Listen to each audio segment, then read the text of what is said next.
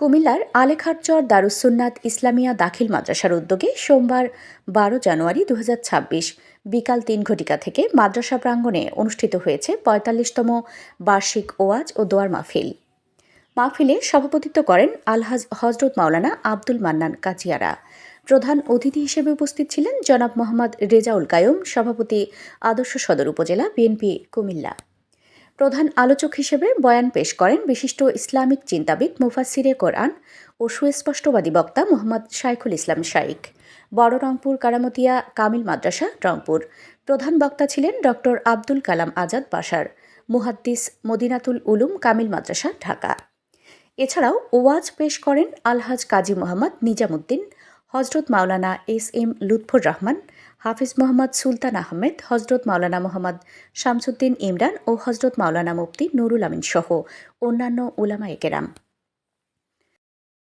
যদি এটা এখনই আওয়াজ বড় করে দেয়া, লাউডলি সাউন্ড দেয়া বন্ধ করে দেন, তাহলে ওই বেটা গুতাগাতি করবে, কি হয়েছে আমরা বলবো এইটা এমন নষ্ট হলো কেন।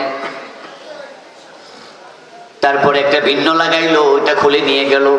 এখন নেয়ার পর যদি দেখে এটাও আর কাজ করে না, তাহলে এটাও বেটা কিন্তু কোনো মাহফিলে আর নেবে না, ডাস্টবিনে ফেলে দেবে। যেভাবে বসেছে এটা কোরআনের তাফসীর মাহফিলের আদব অনুযায়ী হয় নাই। বলে হুজুর আদব হলে কিভাবে আদব হবে? আমি একটা হাদিস আপনাদেরকে শোনাই দিচ্ছি।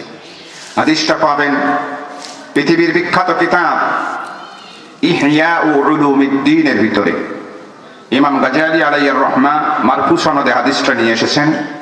মদিনাওয়ালা নবী বলেন, যেখানে কোরআন হাদিসের আলোচনা হয় ওই মাজলিসে যারা বসে, যাদের সামনে ফাঁকা জায়গা থাকে, এই ফাঁকা জায়গাগুলোতে ইবলিস আর তার দলবল বসে থাকে। মাহফিলের বিশেষ আকর্ষণ হিসেবে তিলাওয়াত করেন মোহাম্মদ জুনায়েদ হোসেন। মাহফিলে দেশ ও জাতির কল্যাণ, দ্বীনের প্রচার ও মুসলিম উম্মার শান্তি কামনায় বিশেষ দোয়া অনুষ্ঠিত হয়। এতে আশেপাশের বিভিন্ন এলাকা থেকে বিপুল সংখ্যক মুসল্লি ও ধর্মপ্রাণ মানুষ অংশগ্রহণ করেন। মাহফিলের সার্বিক ব্যবস্থাপনায় ছিলেন মোহাম্মদ হারুনুর রশিদ, সভাপতি মাহফিল এজেন্সিয়া কুমিল্লা এবং সংশ্লিষ্ট মাদ্রাসা। আপনারা দেখছেন মেঘনা টিভি, সত্যের সন্ধানে সবসময়। এছাড়া দেশ বিদেশের নিত্য নতুন খবর জানতে মেঘনা টিভির ফেসবুক পেজ facebook+meghna tv.bd তে লাইক দিয়ে আমাদের সাথেই থাকুন।